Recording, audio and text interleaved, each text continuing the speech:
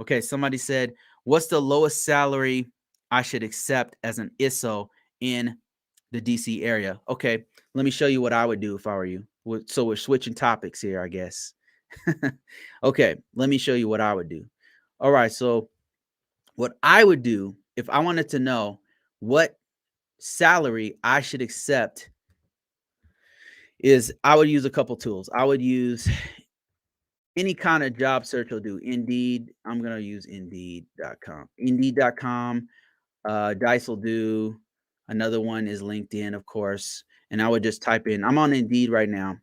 Let me just make this a little bit bigger for those who are following. I'm on Indeed. I typed in ISSO, and then I'm going to type in what area did he say or she say? DC area. DC, District of Columbia. One of the hottest markets for information technology, by the way. They pay very well there, usually. So let me see if I'm a liar here.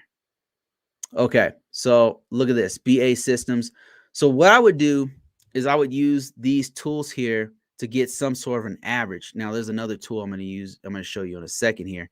But number one, go to the company. And I was just doing this, by the way. This is a technique I use regularly.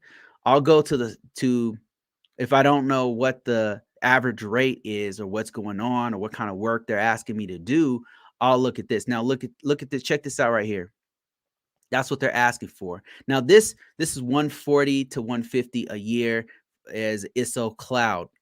ISSO manager 102 to 130 per year. Now it depends on the employer as well. Boeing, they're paying between 100 and 127 a year. Now it depends on a couple things.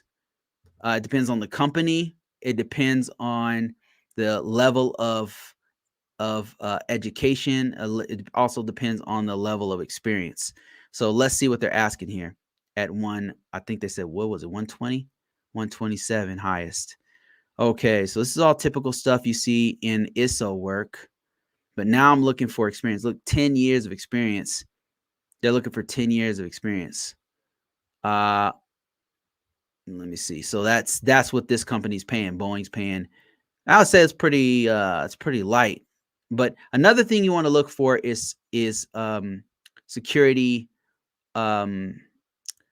security clearances, because security clearance jobs usually pay a little bit more. Now, that's one tool you can use. You can use Indeed.com, LinkedIn.com to start to get an average of what to expect when you're asking for money. Another thing you would want to do is look at the company. So you can actually go to a site like this and get some idea of the salaries. You see what I just did there?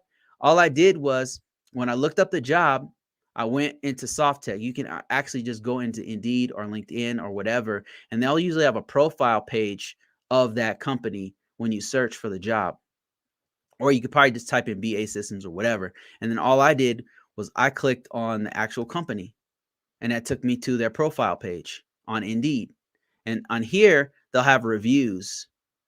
Okay, you see this? They have reviews.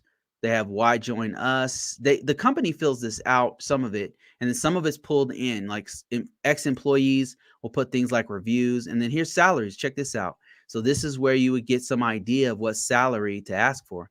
They're telling you what roles are popular, what software, what like how much these people, each one of these different job titles make. So this will give you some idea, a very good idea of what they're paying, and so what the pay range is. The other thing you can do is just ask them what's the salary range. That's typically what I'll do. I'll just ask them what's the salary range on this, and then I'll ask them somewhere that's high based on that scale. If I already have a job, I'll just ask a ridiculously high number. Another place you can look for is one's called salary.com, one's called PayScale, I think. Let me see. Let me just show you here what I'm talking about. ISSO pay scale. Watch this. Check this out. All I did was go into Google and looked up pay scale. Check this out. Look at this. This is what Raytheon pays. This is what Mantech pays. This is what Lockheed, and so on and so forth. And it has more rows. Glassdoor is a really good site. This one I think you have to have a login or something. Another good site is let me see, where is it? Glassdoor. There's one called Okay, you got Zipper. Oh, pay scale. Here's the other one. Pay scale and salary. Those are the three that I use typically. Pay scale, salary, and Glassdoor. Those are the top ones to look at salary.